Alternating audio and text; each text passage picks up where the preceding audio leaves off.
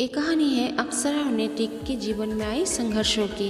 अक्षरा और नैतिक की ये लव मैरिज थी और नैतिक की माँ इस बात से बिल्कुल खुश नहीं थी। इसलिए नैतिक की माँ गायत्री और उसकी बहन रश्मि शादी पर भी नहीं आए थे। ससुराल जाते ही नैतिक की माँ गायत्री और उसकी बहन रश्मि अक्षरा को कड़ी घुटी सुनाती है और कहती है, तू कहाँ से एक फकीर की लड़की को शादी कर लाया है। मैं अपनी दोस्त की बेटी से तेरी शादी करा दी।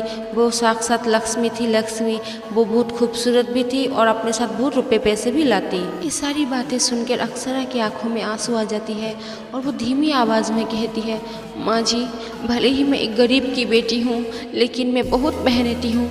आप देखना, मैं अपनी मेहनत से बहुत पैसा कमाऊंगी और मैं कभी भी आपको किसी चीज़ की कमी नहीं होने दूंगी। फिर बड़ी कड़े मिजाज में गायत्री कहती है, बड़ी आई पैसे कमाने वाली, चल जा घर के काम कर। फिर दूसरे दिन नैतिक जब ऑफिस से घर आता है और अपनी सारी तनख्वाह अपनी माँ को देता है तो उसकी माँ कहती है, तू जितनी खुशी होकर मेरे हाथ पे तनख्वाह रखता है ना, तो देखने में लगता है कि तेरी तनख्वाह हजारों में नहीं बल्कि लाखों में है, लाखों में।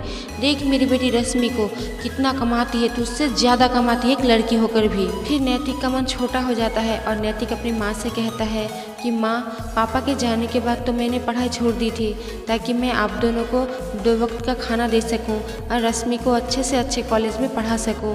और इसीलिए ही तो रश्मि आज इतने बड़े कंपनी में काम करती है और मैं एक छोटी मोटी कंपनी में काम करता हूं। फिर इस बात पे रश्मि कहती है, भैया आपने मुझे पढ़ाया लिखाया, इसका मतलब ये नहीं है कि आपने मुझ पर कोई एहसान किया है, बल्कि ये आपका कर्तव्य था और आपने अपना कर्तव्य पूरा किया है।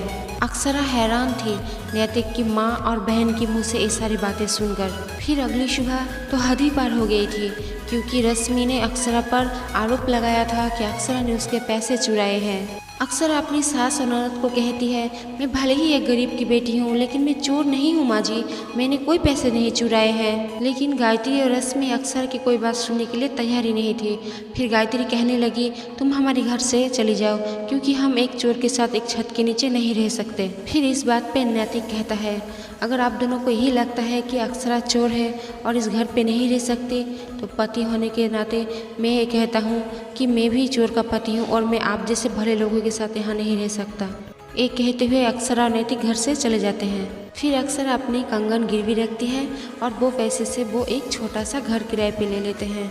और फिर अगले ही दिन अक्षरा के पिताजी उनसे मिलने आते हैं और नैतिक फिर अक्षरा के पिताजी से कहता है कि अंकल आप मुझे माफ़ कर दीजिए, मैंने आपसे प्रॉमिस किया था कि मैं आपकी बेटी को खुश रखूंगा लेकिन मैं आपकी बेटी को ढंग से 2 वक्त की खाना भी नहीं दे पा रहा हूँ, आप मुझे प्लीज़ माफ़ कर दें। अरे नहीं बेटा, तुम्हें कैसी बात कर रही हो, मेरी बेटी तो बहुत भाग्यशाली है कि उसे तुम्हारे जैसे एक अच्छे इंसान से शादी हुई है। फिर नैतिक कहने लगा, अच्छे इंसान से क्या होता है अंकल, मुझे तो ये चिंता खाई जा रही है कि हमारे पास जो भी पैसे हैं अगर वो ख़त्म हो जाए तो मैं अक्षरा को क्या खिलाऊंगा और यहाँ से इतनी दूर मैं अपने दफ्तर जा भी नहीं सकता। मैं समझ सकता हूँ बेटा, इसलिए मैं इतनी दूर से ये कहने आया हूँ कि अक्षरा, तुम्हारा तो ये सपना था ना कि तुम लोगों को अपने हाथ से स्वादिष्ट खाना खिला के उनका दिल जीतो, तो तुम दोनों मिलके एक समोसा चाट बेचने का ठेला क्यों नहीं लगा लेते, इससे तुम लोगों का दिल भी जीत लोगी और थोड़े बहुत पैसे भी कमा लोगे। अरे हाँ पापा, मैं तो भूल ही गई थी।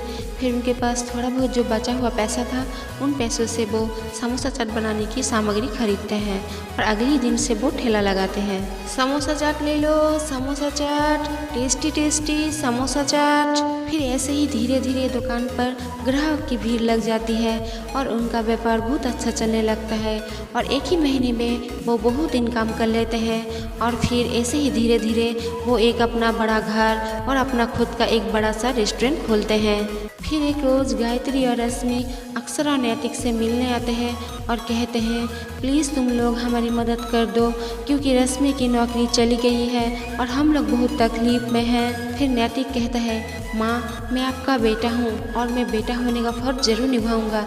एक कहते हुए नैतिक अपनी माँ को ढेर सारा पैसा देता है और वहाँ से गायत्री और रश्मि चली जाती है। गायत्री और रश्मि के जाने के बाद अक्षरा ने नैतिक से पूछा, आपने उन दोनों को रुकने के लिए क्यों नहीं कहा? तो उस बात पर नैतिक ने कहा कि मैं अपनी माँ और बहन को अच्छी तरह से जानता हूँ, उनके लिए मैं इम्पोर्टेंट नहीं बल्कि उनके लिए पैसा इम्पोर्टेंट है और मैं बेटा होने के नाते मैं हर महीने उन्हें उनके खर्च से ज़्यादा पैसा भेजता रहूँगा ताकि वो वहाँ खुश रहे और हम यहाँ। तो फ्रेंड्स, अगर आपको मेरी कहानी अच्छी लगी हो तो मेरी वीडियो को लाइक और मेरे चैनल को सब्सक्राइब कर लीजिए। बाय, मिलते हैं अगले वीडियो पर।